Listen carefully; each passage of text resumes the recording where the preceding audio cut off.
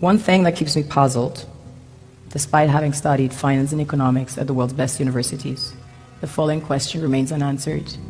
Why is it that 5,000 units of our currency is worth 1 unit of your currency, where we are the ones with the actual gold reserves? It's quite evident that the aid is in fact not coming from the West to Africa, but from Africa to the Western world. The Western world depends on Africa in every possible way, since alternative resources are scarce out here. So how does the West ensure that the free aid keeps coming?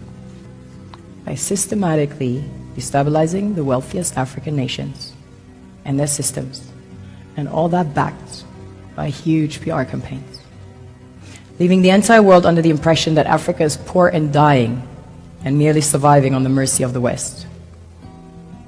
Well done, Oxfam, UNICEF, Red Cross, Life Aid, and all the other organizations that continuously run multi-million-dollar advertisement campaigns depicting charity porn to sustain that image of Africa globally.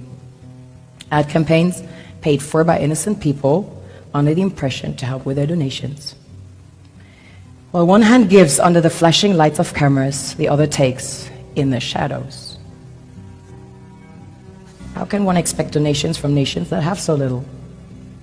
It's super sweet of you to come with your colored paper in exchange for our gold and diamonds.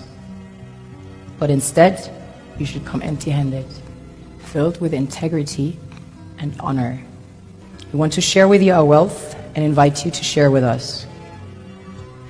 The perception is that a healthy and striving Africa would not disperse its resources as freely and cheaply, which is logical.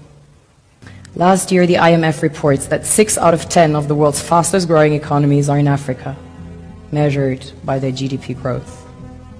The French Treasury, for example, is receiving about $500 billion year in, year out. Foreign exchange reserves from African countries based on colonial debt they forced them to pay. Former French President Jacques Chirac stated in an interview recently that we have to be honest and acknowledge that a big part of the money in our banks comes precisely from the exploitation of the African continent.